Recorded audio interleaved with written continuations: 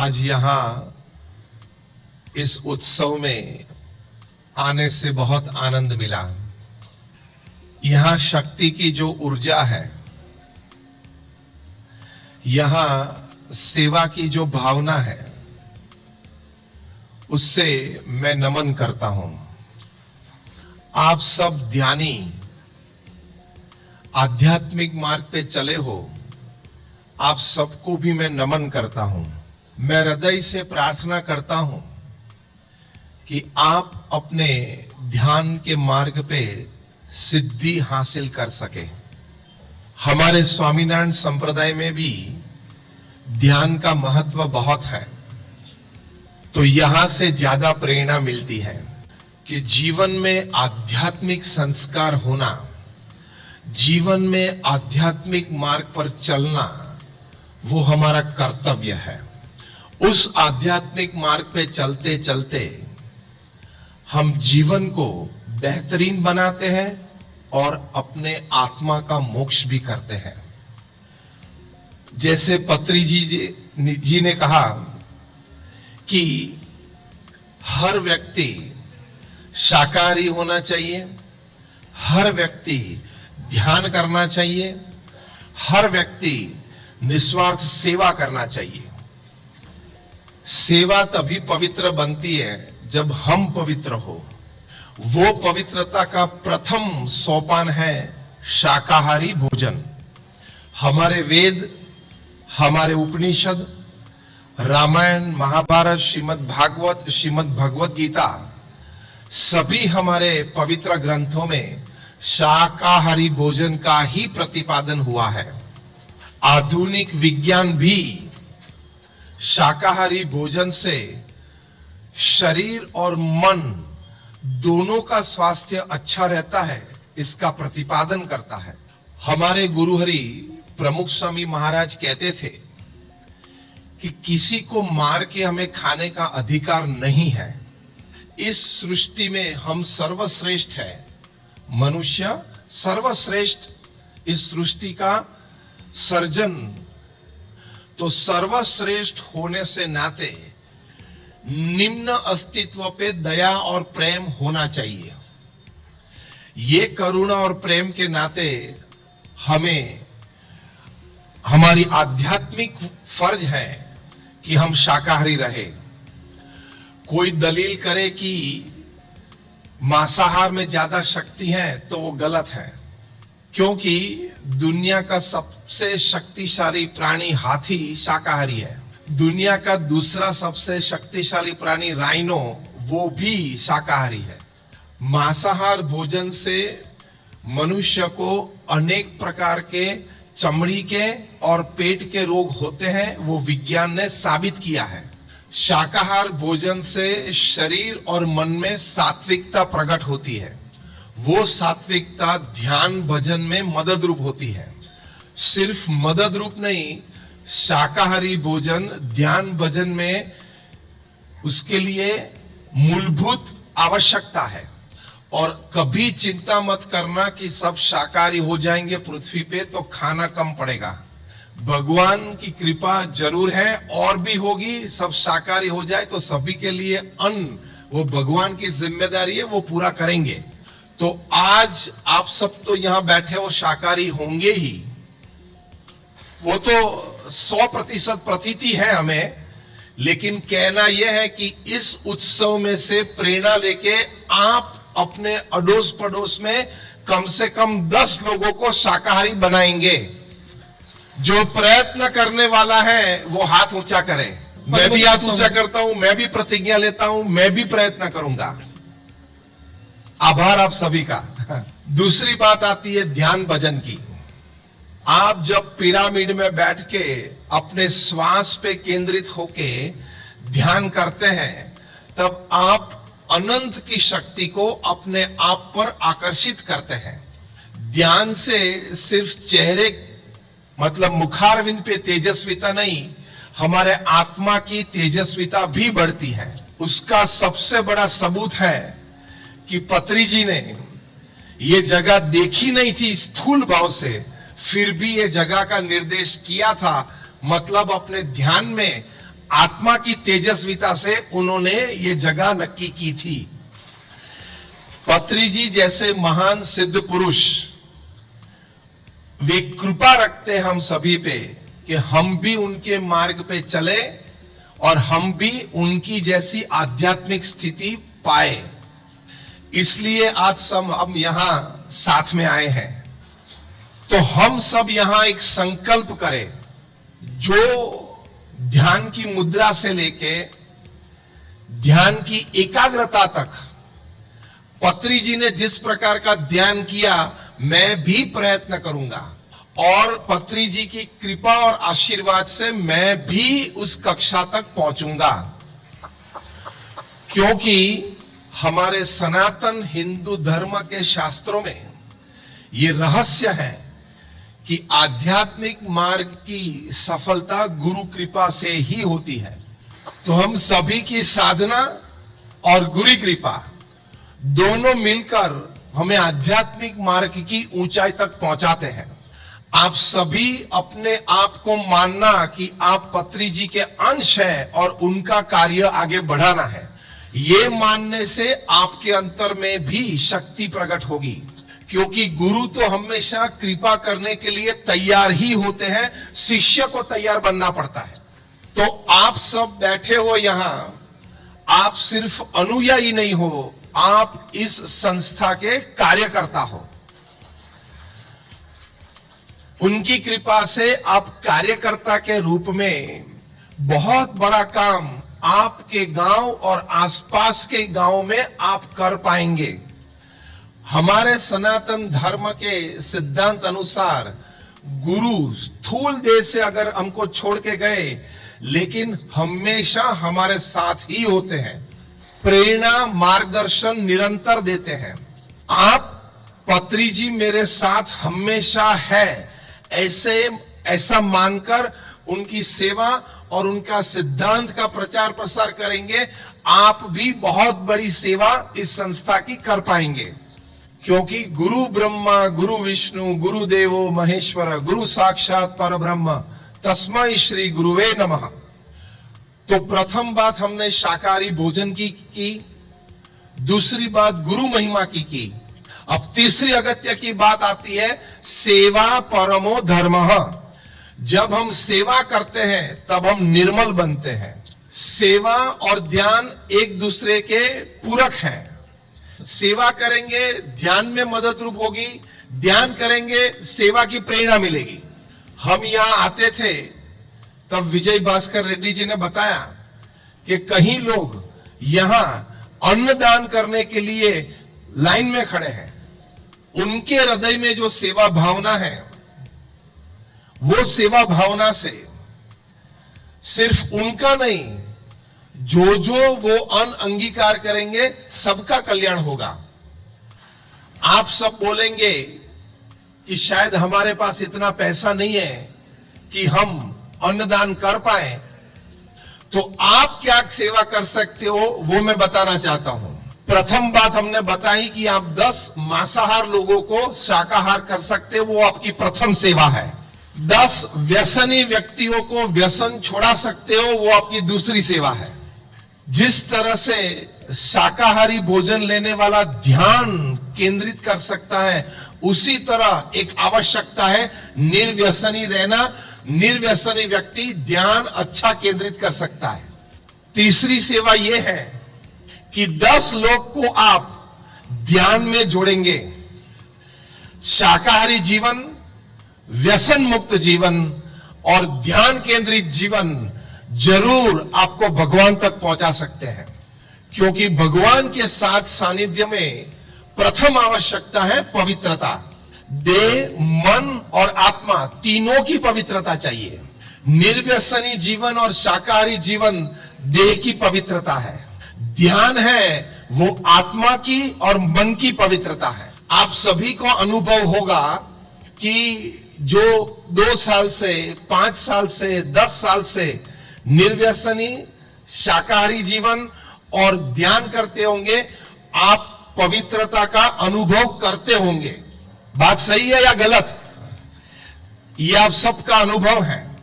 पवित्रता जब जीवन में आती है तब आपसे बात करने से भी पहले आपके दर्शन से, मतलब आपके दर्शन से, आपकी बात सुनने से, आपके साथ व्यवहार करने से भी अन्य को पवित्रता का स्पर्श होता है।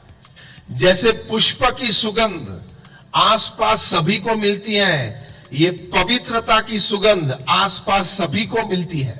पवित्रता में आत्म संतोष है, पवित्रता में परम आनंद है, परम आनंद है।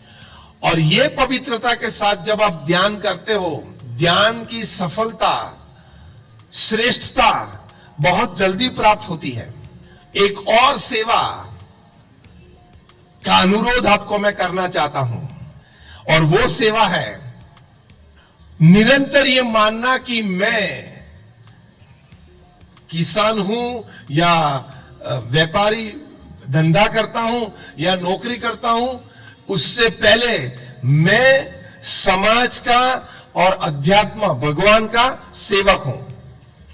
वो मान्यता जीवन में दृढ़ करने के लिए प्रथम आवश्यकता यह है कि आप सुबह में उठ के जब तैयार हो जाते हो, स्वच्छ हो जाते हो, ध्यान पूजा कर लेते हो, उसके बाद माता पिता और बुजुर्गों का चरण स्पर्श करना, माता पिता का चरण स्पर्श करना, उनके आशीर्वाद लेना, वो भी गुरु तुल्य है। क्योंकि मातृदेवो भव, पितृदेवो भव और आचार्य देवो भव। पत्री जी आचार्य है और हमारे माँ बाप भी हमारे गुरु हैं। उनके चरण स्पर्श के बाद घर में सभी जो जन हैं, सभी परिवार जन हैं, उनको हाथ जोड़ के मस्तक नमा के नमस्कार करना, वो सेवक भाव दृढ़ करना होता है। एक अच्छा प्रसंग मैं आपसे कहना चाहूंगा। तो दक्षिण गुजरात में डांग जिले में चिंचवाड़ा एक गांव है। वहां का एक व्यक्ति, उसका नाम गणेश रावत, रोज दिन में 3 बार मांसाहार करता था। सुबह से उठ के शाम तक दारू पी के नशे में रहता था। उसकी खेत की सभी जमीन बिक गई। उनके पत्नी और 2 छोटे बच्चे को खाने की व्यवस्था भी नहीं होती थी। उनकी पत्नी किसी के खेत में खेत मजूर के रूप में काम करती थी। वो खेत मजूरी के पैसे जब वो शाम को लेकर घर आती थी, वो पैसे भी गणेश रावत उसके हाथ में थे, छीन लेता था और दारू पीता था। 2 छोटे बच्चे भूख के मारे पूरा दिन कुछ खाया नहीं है, रोते थे, उसके सामने भी वो नहीं देखता था। हमारे गुरु प्रमुख स्वामी महाराज दक्षिण गुजरात में विचरण प्रवास के लिए पधारे। जैसे आप सब लोग आसपास के गांव से यहाँ कार्यक्रम उत्सव में आए हो, उसी तरह उनके दर्शन आशीर्वाद के लिए आसपास के गांव के सभी लोग आए थे। उसमें गणेश रावत भी थे। उस वक्त भी वे नशे में थे। उस दिन भी उसने मांसाहार किया था। चिंचवाड़ गांव के हमारे BAPS के कोई हरिभक्त ने प्रमुख स्वामी महाराज को कहा कि ये गणेश रावत मांसाहार करता है, दारू पीता है, दारू बनाता है, दूसरे को दारू देता है, तो आप उनको निर्व्यसनी और शाकाहारी बनाएं। प्रमुख स्वामी महाराज ने गणेश रावत का हाथ पकड़ के 20 मिनट तक बातें की। उसने शाकाहारी बनने की प्रतिज्ञा ली और व्यसन छोड़ने की प्रतिज्ञा ली। कोई मानने के लिए तैयार नहीं था, लेकिन गांव में 1 महीने तक सभी ने उसको देखा कि उसने मांसाहार नहीं किया है और शाकाहारी है और व्यसन छोड़ दिया है। तब सभी को प्रतीति आई। वो खेत मजदूरी करने लगा, परिवार सुखी होने लगा। उसने संकल्प किया कि मेरे चिंचवाड़ा गांव का नाम है चिंचवाड़ा, गांव में सभी को मैं शाकाहारी करूंगा, सभी को मैं दारू छोड़वाऊंगा। रोज शाम को खेत मजदूरी से आने के बाद वो घर घर जाता था, व्यक्ति व्यक्ति को संपर्क करके समझाता था। जो बातें प्रमुख स्वामी महाराज ने उसका हाथ पकड़ के 20 मिनट तक की थी, वही बात गणेश रावत सभी को कहते थे। सभी को प्रेरणा मिली, पूरे गांव ने दारू छोड़ा, सभी शाकाहारी बने। तो गणेश रावत को ज्यादा प्रेरणा मिली और आसपास के गांव में यह प्रवृत्ति चालू की। चिंचवाड़ के आसपास 6 गांव को उन्होंने शाकाहारी और निर्व्यसनी किया। फिर सभी गांव में स्वच्छता अभियान चलाया और सभी गांव को एकदम स्वच्छ किया। जितनी गवर्नमेंट स्कीम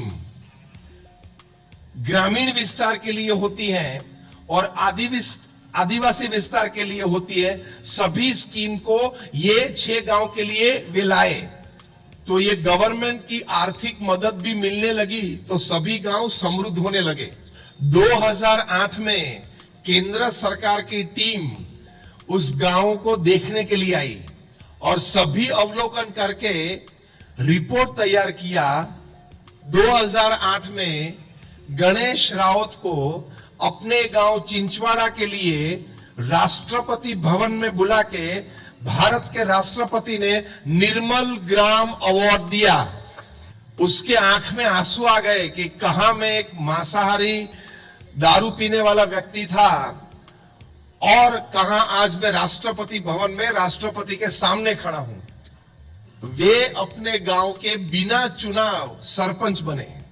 आसपास के 6 गांवों ने कहा हमारे गांव के भी सरपंच गणेश राउत ही रहेंगे और कोई चुनाव नहीं चाहिए। राष्ट्रपति का निर्मल ग्राम पुरस्कार लेके वे प्रमुख स्वामी महाराज के पास आए और प्रमुख स्वामी महाराज अपने गुरु के चरणों में, प्रमुख स्वामी महाराज उनके गुरु, उनके चरणों में ये पुरस्कार रख के बोले कि आप गुरु कृपा से ही आज मैं यहां हूं। आप जो यहां बैठे हो, आप सभी में गणेश राउत अंदर बैठा है। मेरा कहने का मतलब यह है कि आप भी ये गणेश राउत की तरह इतना बड़ा काम समाज का कर सकते हो। फिर से दोहराना चाहूंगा कि उस कार्य की शुरुआत 10 व्यक्ति को मांसाहार से शाकाहार तरफ ले आना, 10 व्यक्ति को निर्व्यसनी करना, वहां से आपको भी गणेश राउत की तरह एक यात्रा चालू होगी। आप में से जितने बैठे हो, कितने लोग ये संकल्प करते हो कि मैं भी अपने गांव के लिए निर्मल ग्राम पुरस्कार, राष्ट्रपति पुरस्कार ला सकता हूं? आप में से जो प्रयत्न करने वाले हैं वो हाथ ऊंचा करें। अभिनंदन, अभिनंदन, अभिनंदन। हम सभी के अंतर में ये शक्ति है। हमें संकल्प करना है और उस संकल्प के मुताबिक काम करना है, परिणाम जरूर मिलेगा। इतनी अच्छी संस्था पत्री जी ने स्थापित की है, इतने अच्छे अभी मंच पे आपके सब व्यवस्थापक ट्रस्टी बैठे हैं, आपके सब मार्गदर्शक बैठे हैं। अब एक ही बात की कमी है, आपको संकल्प करना है, बाकी सब व्यवस्था अच्छी है। आप सब लोग इतना काम करो, पत्री जी के सिद्धांत अनुसार शाकाहारी जीवन, सेवा भावी जीवन, निर्व्यसनी जीवन और ध्यान केंद्रित जीवन के सभी ट्रस्टी जो यहां बैठे उनको घर छोड़ के फुल टाइम यहां आना पड़े। ये कहने के पीछे मेरा मकसद है कि आपकी संस्था इतनी बड़ी हो। जो ध्यान के लिए पिरामिड पत्री जी का संकल्प था कि हर गांव में होने चाहिए, आपने मुझे बताया था हर गांव में होने चाहिए। आप भी अपने गांव को पहले शाकाहारी, ध्यान केंद्रित, निर्व्यसनी बनाए तो गुरु कृपा से आपके गांव में भी पिरामिड तैयार हो जाएगा। मेडिटेशन यानी ध्यान के लिए मैं अपने गांव में भले छोटा सा लेकिन एक पिरामिड, सिर्फ 10 लोग बैठ सके, 25 लोग बैठ सके, छोटा सा, लेकिन मैं मेरे जीवन के सांस पूरे हो उससे पहले मैं जरूर प्रयत्न करके बनाऊंगा। उसके लिए अंतिम अगत्य की बात आती है दान। आप भूदान कर सकते हो, आप धन दान कर सकते हो, आप समय दान कर सकते हो, विचार दान भी कर सकते हो। भूदान और धन दान से संस्था का विकास होता है। आप 4-5 किसान की खेत नजदीक हो, सभी थोड़ी थोड़ी 10-15 स्क्वायर मीटर की जगह दे तो वहां भी आपकी संस्था का एक पिरामिड स्थान बन सकता है। तो 4-5 खेत के बीच सभी के जो कॉर्नर्स टच होते हैं, सभी के वहां सभी थोड़ी थोड़ी जमीन दे तो हो सकता है उससे आपके जीवन में कोई कमी नहीं आएगी। कॉस्मिक ऊर्जा वहां पिरामिड में आपके जीवन को पवित्र बनाएगी, आपके फसल को भी वो प्रकाशित कर सकती है। क्योंकि हमारे सनातन हिंदू धर्म के शास्त्रों में ब्रह्म है, वो सर्वत्र व्यापक है, सर्वज्ञ है और सर्वशक्तिमान है। वो कॉस्मिक शक्ति मतलब ब्रह्म की शक्ति। धंधा और व्यापार में भी बड़े अमीर लोग के साथ अगर पार्टनरशिप बन गई तो भी तरक्की बनती है। तो आप कॉस्मिक शक्ति आप ब्रह्म की शक्ति से इस पिरामिड के ध्यान के माध्यम से जुड़ जाएंगे, आप भी आध्यात्मिक धनिक बन जाएंगे, स्पिरिचुअल मिलियनर। हमारे महान सत्शास्त्रों की आज्ञा है कि हमारी इनकम के 10% धन हमें समाज और धर्म के लिए जरूर उपयोग करना चाहिए। आप में से जो यहां बैठे हो, जिनको प्रतीति हो कि मैं अपने धन में से 1 पैसा मृत्यु के बाद अपने साथ ले जाने वाला हूं, वो हाथ ऊंचा करे। कोई भी नहीं, नोबडी। तो आप तो धन इस तरह से एकत्रित करते हो जैसे सभी कुछ साथ ले जाने वाले हो।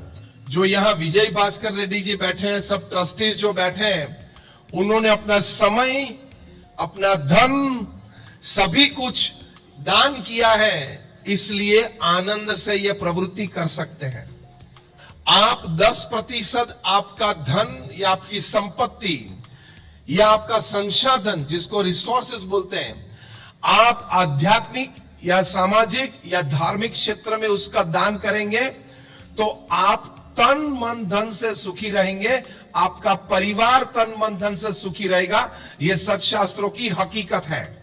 जो 10% की शुरुआत नहीं कर सकते हैं, वो आज यहां इतने बड़े अच्छे उत्सव कार्यक्रम में आए हो, 1% से चालू करना मतलब आप 100 रुपये का नफा करें, मुनाफा करे, मतलब प्रॉफिट करे, उनमें से प्रॉफिट में से 100 में से 1 रुपया आप ये संस्था में दान करेंगे। आप सभी के अंतर में है कि पत्री जी ने ये संस्था की स्थापना की और ये सिद्धांत का प्रवर्तन किया, तो ज्यादा प्रवर्तन के लिए आपका हिस्सा भी होना चाहिए, तो ही संस्था का विकास होता है, सिद्धांत का प्रवर्तन होता है और युगों तक ये संस्था और सिद्धांत चलते हैं। तो कम से कम आप सभी को ये अनुरोध है कि आपके मुनाफे में से 1% आप जरूर जरूर जरूर दान करें। ऐसी पत्री जी की संस्था, ऐसा एक सिद्धांत यहां जितना भी हो सके हम कर सके, दे सके, वो हमारे भाग्य की बात है, पुण्य की बात है। तो एक अनुरोध यह है कि हम सभी आंख बंद करें, प्रयत्न करके सेवा और दान के माध्यम से ये संस्था का पोषण संवर्धन करूंगा। तो हम सभी आंख बंद करेंगे और 5 बार ये वाक्य अपने मन में बोलेंगे।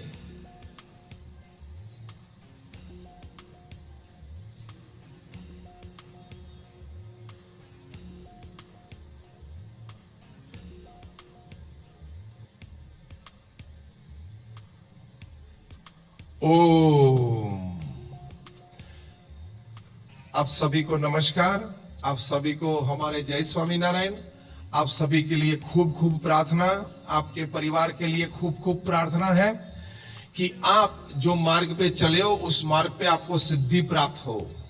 आज इस बड़े उत्सव में आने के लिए मुझे आमंत्रित किया, तो मैं सभी ट्रस्टीगण का बहुत आभारी हूं। आप सभी ने प्रेम से बातें सुनी तो आपका भी आभारी हूं। और मैं अपने इष्ट देव भगवान स्वामीनारायण और हमारे गुरु महंत स्वामी महाराज को प्रार्थना करता हूं कि आप सभी ये आध्यात्मिक मार्ग पे पूर्ण आत्मविश्वास के साथ चल सके, सिद्धि प्राप्त कर सके, जीवन को सफल बना सके और ये संस्था की प्रगति होती रहे, होती रहे, होती रहे देश और प्रदेश में। आभार, नमस्कार और जय स्वामीनारायण।